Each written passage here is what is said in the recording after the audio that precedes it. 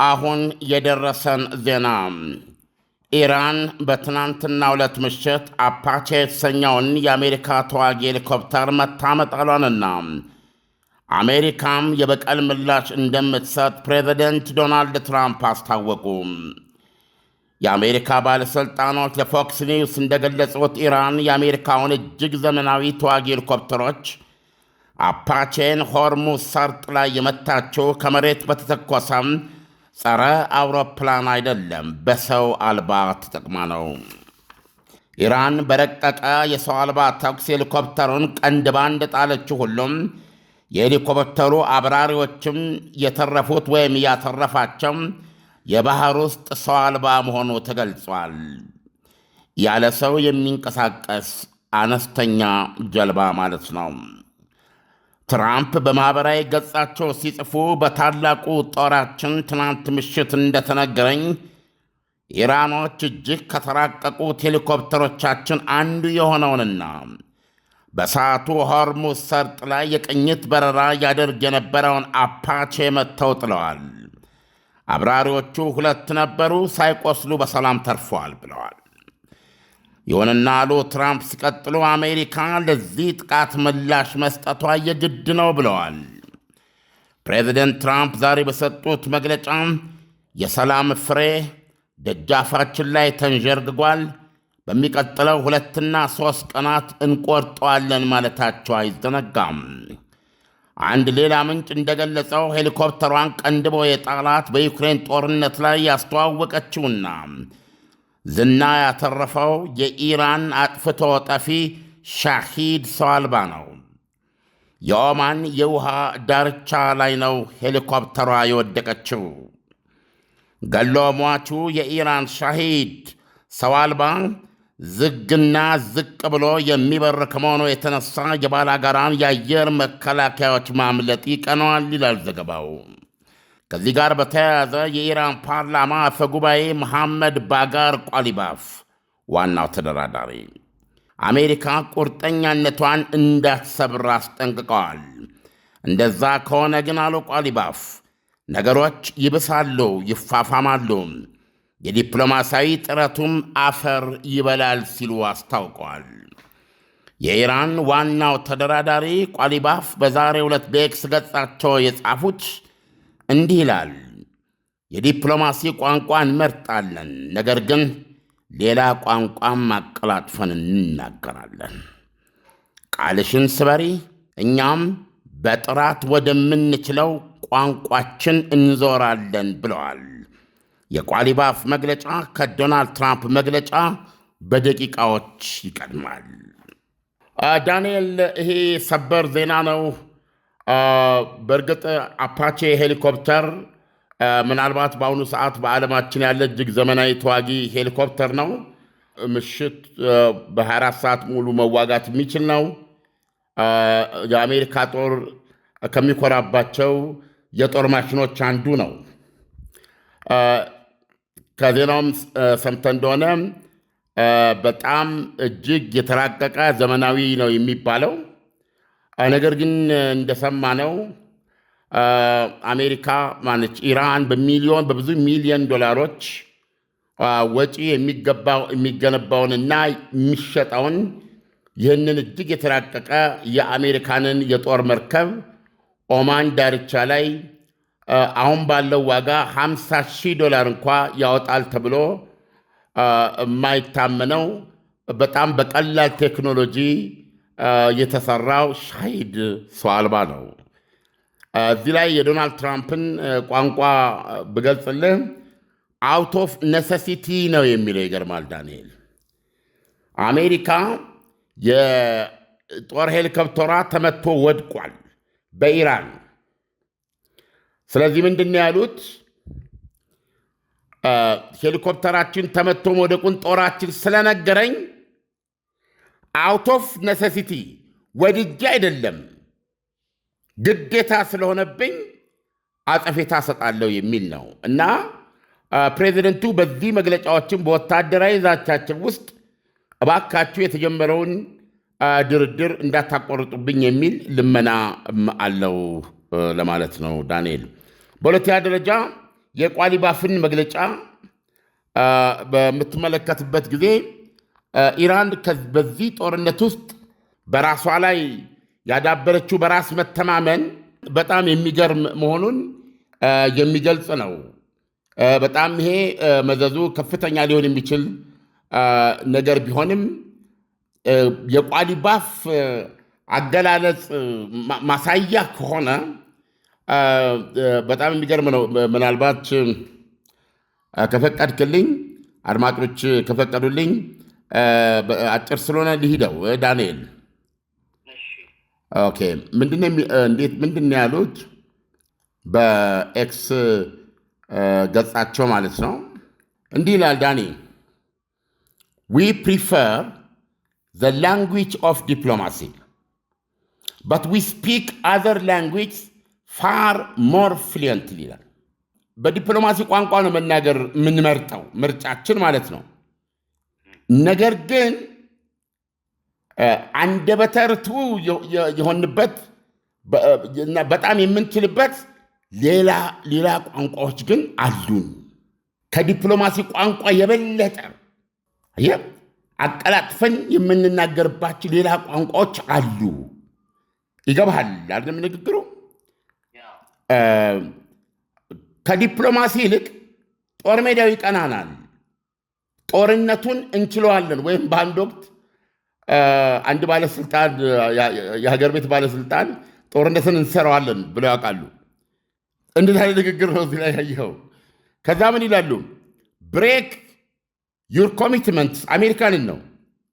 እስቲ እንግዲህ አሁን የተጀመረው የሰላም ድርድር አለ አይደለም? በዚህ የሰላም ድርድር የጦርነቱ ምዕራፍ ዘግተን ጉዳዩን በሰላም በውል እቋጫለሁ ነው የሚሉት አይደለም ዶናልድ ትራምፕ። ይሄን ለማድረግ የገቡበት ሂደት አለ። አሁን እሱን ሂደት ስበሩና እሱን ሂደት ብትሰብሩ ብታቋርጡ ማለት ወታደራዊ እርምጃ ኢራን ላይ ብትወስድ ይህን አቋረጥክ ማለት ነው። ቋሊባፍ የሚነግሩ ብታቋርጡ and we will switch to what we speak best ምርጥ አድርገን ወደምንናገርበት ቋንቋችን እንዞራለን አሉ። ያ ቋንቋ ምንድን ነው? ጦርነት። እንዲህ ነው ያስቀመጡት የኢራን ዋነኛ ተደራዳሪ ቋሊባፍ። እንግዲህ ዶናልድ ትራምፕ ከዚህ መግለጫ በኋላ ነው አጸፌታ መስጠት አለብን፣ አውት ኦፍ ኔሴሲቲ አለመስጠት ስለማንችል የግዴታ ሆኖብን ወታደራዊ ምላሽ መስጠት አለብን ያሉት ዳንኤል። ከ10 ዓመታት በላይ የኮንስትራክሽን ልምድ ያለን ሲሆን ከ5 በላይ ሳይቶችን ሰርተን አስረክበናል። አሁን ደግሞ በ6 ወር የምናስረክባቸው ግንባታቸው 85% የደረሱ ሳይቶችን በጀሞና ሶማሌ ተራ ከባለ 1 እስከ ባለ 3 መኝታ አማራጭ በካሬ 79800 ብር ብቻ በ20% ቅድመ ክፍያ በተለያዩ የካሬ አማራጭ ማለትም ከ44 እስከ 150 ካሬ አማራጮችን አቅርበንሎታል። የማስታወቂያ ዋጋ በፒያሳ በካሬ 90300 ብር፣ በሰባራ ባቡር በካሬ 88200 ብር፣ በጀሞ በካሬ 79888 ብር እንዲሁም በአየር ጤና በካሬ 66000 ብር አማራጮች ስናቀርብ በታላቅ ደስታ ነው። የካሬ አማራጭ ባለ 1 መኝታ 44 ካሬ፣ ባለ 2 መኝታ 84 እና 97 ካሬ፣ ባለ 3 መኝታ ከ120 እስከ 150 ካሬ አቅርበናል። የንግድ ሱቆችን ከ12 ካሬ ጀምሮ ከ205000 እስከ 350000 ብር ድረስ ፒያሳ ላይ ያገኛሉ። ለበለጠ መረጃ ከታች ባለው ስልክ ይደውሉ። ዓለም ኢራን የአሜሪካን ዘመናዊ ሄሊኮፕተርን መታ እንድትጥል ያደረጋት ምክንያት ምንድን ነው የሚለውን ብትነግረን። አያይዘክ ደግሞ ኢራን የአሜሪካን ሄሊኮፕተር ላይ ጥቃት በማድረሷ ምክንያት አሜሪካን ምን አይነት እርምጃ ልትወስድ እንደምትችል ብትነግረን። ምን አይነት እርምጃ ትወስዳለች የሚለውን መገመት አልችልም። እንግዲህ ከዶናልድ ትራምፕ ቋንቋ እንደምታየው አውት ኦፍ ኔሴሲቲ የሚለውን ነገር ስታይ አሜሪካ እጅግ ዘመናዊ የሆነ በብዙ $100 ሚሊዮን የሚያወጣ የጦር መርከቧ በሆርሙዝ ሰርጥ ሰማይ ላይ ነው የተመታው። ሆርሙዝ ሰርጥን ሲቃኝ ነው የተመታው። ሆርሙዝ ሰርጥ የኔ ግዛት ነው፣ እዚህ ጋር ያለ እኔ ፍቃድ የሚደረግ እንቅስቃሴ ሊኖር አይችልም በማለት ኢራን በተደጋጋሚ እያረጋገጠች ነው ያለችው። ስለዚህ በሆርሙዝ ሰርጥ ላይ ሰማይ ላይ የአሜሪካ የቅኝት በረራ ማድረግ ለኢራን የጦርነቱ አካል ነው። ለኢራን የሆርሙዝ ሰርጥ የኔ ሉዓላዊነት ነው ብላለች፣ የኔ ባህር ነው ብላለች። ስለዚህም ያለ እኔ ፍቃድ ማለፍ አይቻልም፣ በእኔ ሕግና ደንብ መሰረት መሰረት ያለበት የሚለውን አቋሟን አንድ ቀን ቀይራ አታውቅም። በዚህ መንፈስ የጠላት ሄሊኮፕተር በሰማይ ላይ ስላገኘች ቀንድ ባጥላለች። ይሄ ነው የሆነው። ስለዚህ ዶናልድ ትራምፕ ደግሞ ሆርሙዝ ሰርጥ የዓለም መተላለፊያ ነው እንጂ ያንቺ አይደለም በሚል ነው እዛ ያሉት። ስለዚህም ሁሌ ባለፉት በየቀኑ ይታኮሱ የነበሩት አንድ መርከብ በዛ ሊያልፍ ከሄደ የንግድ መርከብ በለ ወይም አንድ የአሜሪካ ጦር ካለፈ ኢራን ተኩሳለች፣ ሰው አልባ ተኩስበታለች፣ ሚሳይል ተኩስበታለች። ምክንያቱም ያለ እሷ እውቅና በእሷ ግዛት ውስጥ ማለፍ ስለማይቻል። ስለዚህ ይህ የተመታው ሄሊኮፕተር የኢራን ፖሊሲ መገለጫ ነው፣ ዲተርሚኔሽኗ ነው። እዚህ ድረስ ነው ያላት ቁርጠኛነት። ስለዚህ አሁን ዶናልድ ትራምፕ ለዚህ የሚሰጡት ምላሽ ምን አይነት ይሆናል ብለህ ብትለኝ አውት ኦፍ ነሰሲቲ ከሚለው ተነስቼ ነው የምነግርህ። በሌላ አነጋገር አፖሎጀቲክ ነው። ይሄ በጣም ይቅርታ ጠያቂ ነው። ለኢራን ምን እያሏት መሰለ? እባክሽ ተረጅኝ፣ ሄሊኮፕተራችንን ጥለሽ ዝም ማለት አልችልም። ስለዚህ ተመጣጣኝ የሆነ እርምጃ ወስዳለሁ። ስለዚህ በሱ የተነሳ የተጀመረው ድርድር እባክሽ እንዳታበላች የሚል ለትህትና በለው ልመና አለው። ስለዚህ ምን አይነት እርምጃ ይወሰዳል ላልከኝ ይሄ ነው ማለት ባይቻልም ግን በጣም ሊሚትድ በጣም የተወሰነ ጥቃት ነው የሚሆነው። ዓለም አሜሪካ ሄሊኮፕተሯ በመመታቱ ምክንያት ከኢራን ጋር ለምታደርገው ድርድር ምናልባት ተግዳሮት ሊፈጥርባት ይችላል ወይ? ተግዳሮት የሚመጣ ከሆነ የሚመጣው ከኢራን ነው። በእነዚህ በሁለት በዛ በኩል የአሜሪካ መሪ ናቸው፣ በዚህ በኩል የኢራን መሪ ናቸው የተናገሩት። የኢራን ዋናው ተደራዳሪ ቋሊባፍ አሁን ያነበብኩትን አድማጮች ሰምተውታል። እየገለጹ ያሉት ዲፕሎማሲያዊ ቋንቋ እንመርጣለን፣ ዋቴቨር ይህን ሄሊኮፕተር ስህተት ነው የመታው ዊዶን ነው፣ ግን በዲፕሎማሲው መንገድ ቢሄድ ይሻላል። ወታደራዊ ምላሽ ለመስጠት እንዳታስቢ፣ ወታደራዊ ምላሽ መስጠቱ የጀመርነውን ነገር ያቋርጠዋል። የጀመርነውን ነገር አቋርጥሽ ማለት ደግሞ እኛ ወደምንችልበት ቋንቋ ያስገባናል፣ ወደምንችልበት ጦርነት ይመልሰናል እና ጦርነት ነው እንጂ የሰላሙን ከኛ አያገኙም የሚል ቃል ነው የቋሊባፍ ንግግር ማንኛውም ሰው ሊረዳው እንደሚችለው። ስለዚህ በዚህ ሁኔታ ውስጥ ሆነን ማየት የምንችለው ዶናልድ ትራምፕ ፕሮባብሊ ዛሬ ኤኒታይም ከዚህ በኋላ ባለው ሰዓት ኢራን ላይ ጦራቸው ያቀረበላቸውን ወይም እሳቸው ከቀረበላቸው ውስጥ የመረጡትን ተመጣጣኝ ወይም አስተማሪ የሚሉትን ቅጣት ይወስዳሉ። ያ የሚወስዱት ቅጣት ምን እንደሆነ በእውነት ዳኒ ይሄ ነው ለማለት አልችልም፣ ይወስዳሉ እና ይህን ቅጣት በመውሰድ ላይ ደግሞ ኢራን ለሱ ምላሽ ትሰጣለች። የምትሰጠው ምላሽ ምን አይነት ነው የሚለው እንግዲህ ቀጥሎ የሚኖረውን ነገር ይነግረናል። ሁኔታው ይሄ ነው የሚመስለው። ምናልባት በዚህ በሁለቱ ንግግር ላይ ቆመ ተናገር ብትለኝ ጦርነቱን ወደ ማባስ ልትሄድ የምትችለው ኢራን ናች እንጂ ዶናልድ ትራምፕ አይደሉም። ዓለም ኢራን ከመቼውም ጊዜ በላይ የሆርሙዝ ሰርጥ ላይ ያላት የበላይነት አሁን ላይ እየጎላ መጥቷል ማለት ይቻላል ወይ? እንደገና ደግሞ ምክንያቱስ ምንድን ነው? ኢራን በዚህ ጦርነት አሜሪካና እስራኤልን ጠምሬ አሸንፊያለሁ፣ ስለዚህም ይሄ ሊታወቅ ይገባል እና በማንኛውም ጦርነት ውስጥ ጦርነት የሚያበቃው በአሸናፊና በተሸናፊ ነው። ስለዚህ የሚደረገው ድርድርም ይህን ግምት ውስጥ ያስገባ መሆን አለበት። ሆርሙዝ ሰርጥን ወደ ነበረበት መልሶ አትበሉኝ። ነገር ግን ሆርሙዝ ሰርጥን ከፍተዋለሁ፣ የዓለም መርከቦች እንዲተላለፉ አድርጋለሁ። በዕለት ወደ 120 መርከቦች የሚተላለፉበት ነበር። ወደዛ መልሰዋለሁ።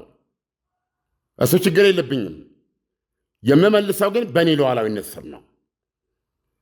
ስለዚህ የመተላለፊያውን ደህንነት ለማስጠበቅ አንዳንድ ነገሮችን ለመጠገን ስርዓት ለማድረግ በአጠቃላይ ይሄ የኔ ኃላፊነት ይሆናል።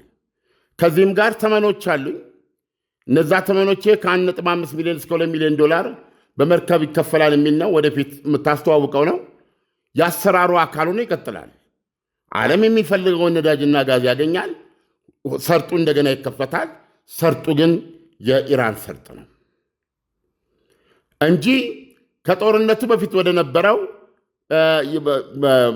ወደ ነበረው ነፃ የዓለም መተላለፊያነቱ አይመለስም የሚለው የኢራን አቋም ነው። ደጋግሞ የሚታይ ነገር ነው ዳንኤል። ስለዚህ አሁን አሜሪካ የሰርጡን ዘግታ ነው የምትገኘው። ኢራን እንዲያልፍ የምትፈቅድለትን ወይም ከኢራን ጋር ተነጋግሮ ከፍሎ የሚሄድ መርከብን ትመልሳለች።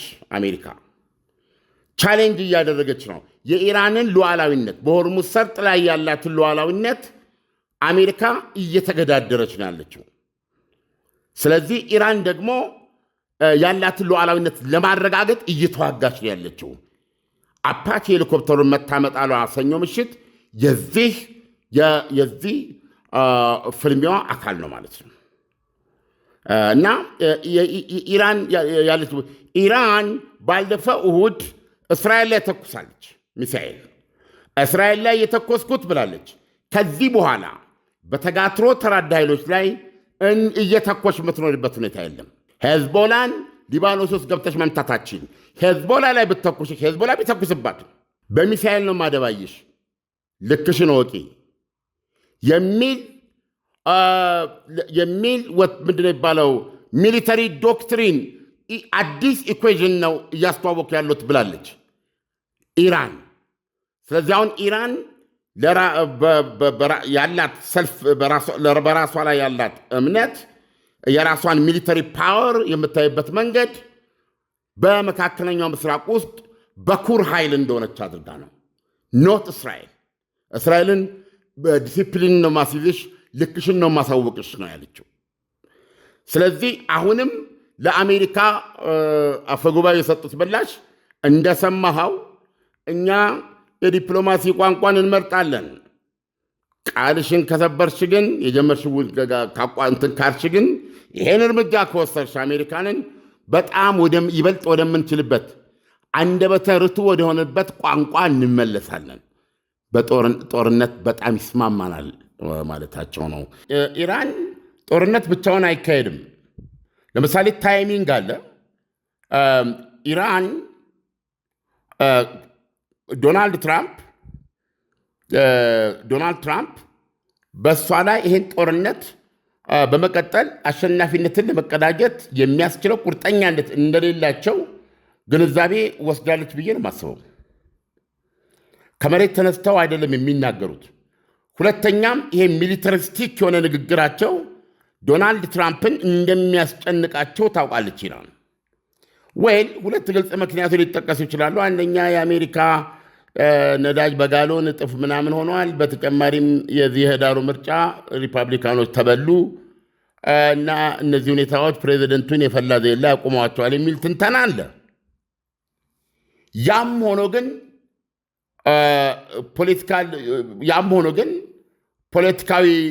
ፖለቲካዊ ነገር ብቻ ጦርነቶችን ሊዳኝ አይገባም። ለምሳሌ የመርህ ጉዳይ አለ።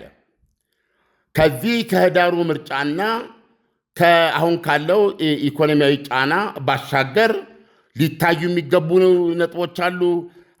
አሜሪካ እንደምንድነው ስትራቴጂካሊ እንደምንድነው ማሰብ ያለባት? ይሄን ጦርነት እንዴት ነው ማሰብ ያለባት? ይሄን ጦርነት እንዴት ነው መጨረስ ያለባት?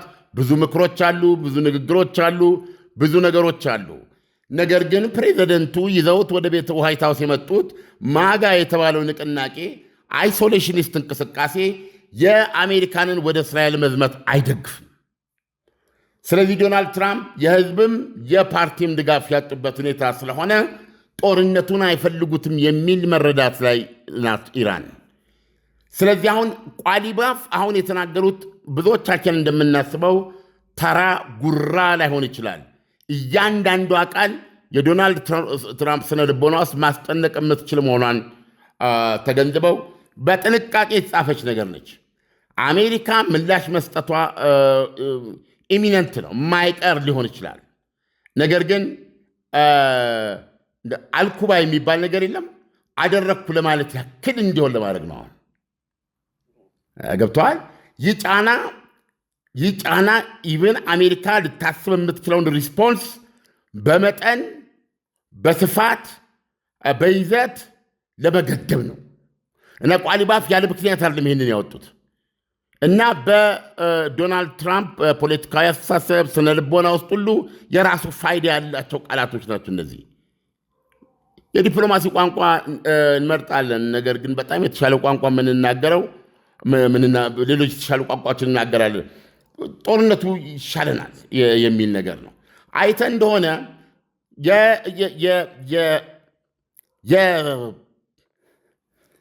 የእስራኤሉ ጠቅላይ ሚኒስትር ቤንያሚን ኔታንያሁ ቤሩትን አጠቁ። ቤሩት ላይ ጥቃት ለመውሰድ ከሄዝቦላ ጋር ባላቸው ጦርነት ቤሩት ውስጥ የሄዝቦላን ኢላማዎች ለመምታት ወስነው ጦራቸውን ማዘዛቸውን አዘዙ። ከዛ በኋላ ሄዝቦላ 2 ሮኬቶች ሰሜን እስራኤል ላይ ስለተኮሰ በሚል ዶናልድ ትራምፕ ይህን አቻችሎ ነበር በፊት። እስራኤል ያንን ጥቃት አደረሰች እና ይህን ጥቃት ተከትሎ ኢራን በሚሳኤል ደበደበች። ከዛ በፊት ወደ ኋላ ከሄድክ ደግሞ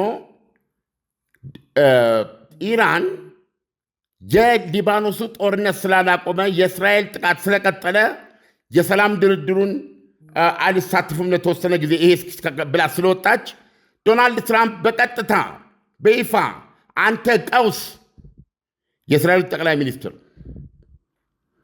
አንተ ሀገር የጠላህ በአንተ የተነሳ ሀገርንም ዓለም ጠልቷታል ብለው ነው የተናገሩት።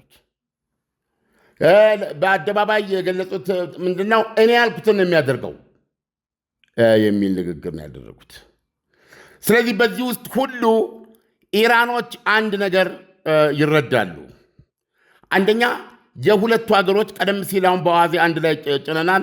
አሁን እስራኤላውያን በሰጡት የህዝብ አስተያየት ዶናልድ ትራምፕ የአሜሪካን በዚህ ጦርነት ውስጥ የአሜሪካን የደህንነት ጉዳይ በሳቸው አጀንዳ ውስጥ በጣም ትንሽ ቦታ ብቻ ያለው መሆኑን አሁን ዶናልድ ትራምፕ በዚህ መንገድ ከኢራን ጋር የሚደርሱ ስምምነት የእስራኤልን ደህንነት ከማረጋገጥ አኳያ እዚህ ግባ ሊባል የማይችል መሆኑን ኢራንን ፈጽሞ የማያዳክም መሆኑን በህዝብ አስተያየት መመዘኛ ገልጸዋል። ስለዚህ አሁን ዶናልድ ትራምፕ ኤክስትራ ማይልስ ሁሉ ሄደው ለኢራኖች እያሳዩቸው ያለው ነገር ምንድን ነው? ስለ መድኃኔ ዓለም የወንድ መውጫ ስጡኝ፣ በዚህ በኒውክሌሩ ጉዳይ ላይ ሽበሉኝ፣ እሱን ተዋውዬ ልውጣ የሚል ነው። ይሄንን ስለሚያውቁ ነው ኢራኖች በጊዜ ውስጥ ተጠርንቀው ያሉና ይሄንን ስለሚያውቁ ነው ኢራኖች ታፍ ነው ሁሌ የሚጫወቱት እና የቋሊባፍ ቋንቋ በትክክል ይህን የሚያንጸባርቅ ነው እና ይሄ ነው ዳኒ። ዓለም ለሰጠን ትንታኔ በጣም አመሰግናለሁ። መልካም አዳር ይሁንልህ። መልካም አዳር። ከ10 ዓመታት በላይ የኮንስትራክሽን ልምድ ያለን ሲሆን ከ5 በላይ ሳይቶችን ሰርተን አስረክበናል። አሁን ደግሞ በ6 ወር የምናስረክባቸው ግንባታቸው 85% የደረሱ ሳይቶችን በጀሞና ሶማሌ ተራ ከባለ 1 እስከ ባለ 3 መኝታ አማራጭ በካሬ 79800 ብር ብቻ በ20% ቅድመ ክፍያ በተለያዩ የካሬ አማራጭ ማለትም ከ44 እስከ 150 ካሬ አማራጮችን አቅርበንሎታል። የማስታወቂያ ዋጋ በፒያሳ በካሬ 90300 ብር፣ በሰባራ ባቡር በካሬ 80 88200 ብር፣ በጀሞ በካሬ 79888 ብር እንዲሁም በአየር ጤና በካሬ 66000 ብር አማራጮች ስናቀርብ በታላቅ ደስታ ነው። የካሬ አማራጭ ባለ 1 መኝታ 44 ካሬ፣ ባለ 2 መኝታ 84 እና 97 ካሬ፣ ባለ 3 መኝታ ከ120 እስከ 150 ካሬ አቅርበናል። የንግድ ሱቆችን ከ12 ካሬ ጀምሮ ከ205000 እስከ 350000 ብር ድረስ ፒያሳ ላይ ያገኛሉ። ለበለጠ መረጃ ከታች ባለው ስልክ ይደውሉ።